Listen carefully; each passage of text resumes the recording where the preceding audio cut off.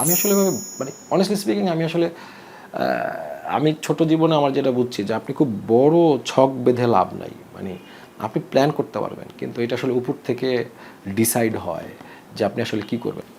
বাংলা সিনেমাটাকে আমি দেখতে চাই যে সব ধরনের সিনেমা হচ্ছে, কমার্শিয়াল সিনেমা হচ্ছে, আর্ট ফিল্ম হচ্ছে, ফেস্টিভ্যাল মুডের ফিল্ম হচ্ছে, এক্সপেরিমেন্টাল ফিল্ম হচ্ছে, কিন্তু সিনেমাটা রেগুলার হচ্ছে। কারণ আমাদের দেশে আমি বারবার বলি যে সিনেমা একমাত্র এন্টারটেনমেন্ট যেটা আমরা সমাজ এবং আমাদের মানে সমাজ এবং পরিবার আমাদেরকে অ্যালাউ করে।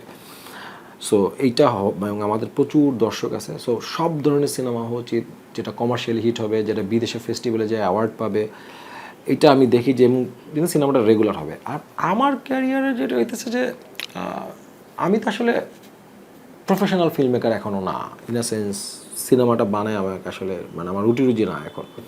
সো আমি আসলে সিনেমাটা বানাই, আমার ভাল লাগে বানাইতে, মানুষ দেখে, মানুষ দেখার পরে পছন্দ করে অপছন্দ করে। সো সেই জায়গা থেকে কমার্শিয়ালি সিনেমা কিছু বানাইতে চাই এবং একটা সময় আমি কিছু এক্সপেরিমেন্টাল কাজ করতে চাই। সেটা হয়তো বা আর 4-5টা সিনেমা যদি আমি বানাইতে পারি, বানানোর পরে কিছু এমন কিছু সিনেমা কাজ করতে চাই যেটা আসলে হয়তো কমার্শিয়ালি কতটুকু ভ্যালু হবে জানি না, কিন্তু মানুষের মনে থাকবে।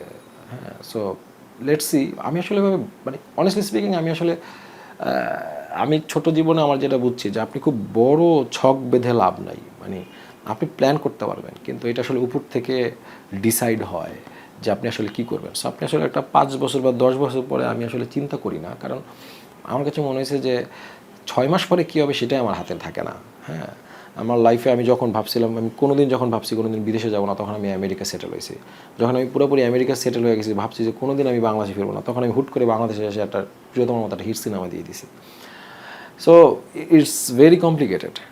তো I know I am just making film, but আমার যেটা বানাইতে ভালো লাগে আমি সেটা বানাইতে চাই। এবং আমার শুধু মনে হয় যে একটা মানুষ যখন একটা সিনেমা দেখতে চায়, তার ব্যক্তি জীবনে নানান ধরনের সমস্যা থাকে, জব করে, সে পুরো মোটামুটি একটা দিন ব্যয় করে এবং একটা ভালো টাকা ব্যয় করে আমার সিনেমাটা দেখার জন্য। সো ওই 2 ঘন্টা বা ওই 2.5 ঘন্টা যেন সে একটা আনন্দ পায়, সে একটা আমার গল্পটা চরিত্রের মধ্যে থাকে, আমার যেই পৃথিবীটা আমি দেখাচ্ছি সেই পৃথিবীটার মধ্যে থাকে।